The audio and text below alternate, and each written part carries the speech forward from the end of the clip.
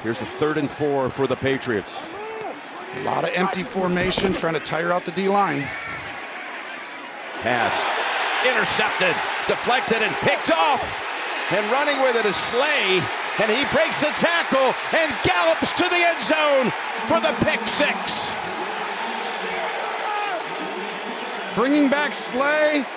Bradbury reloaded this roster. He rushed it. He has time in the pocket, and the ball just barely comes out of his hand. Off the fingertips of Bourne. It was not a good throw. Way wide of the mark. Bourne was open. Did he step out? I don't believe he did. Look at Darius Slay take it to the house.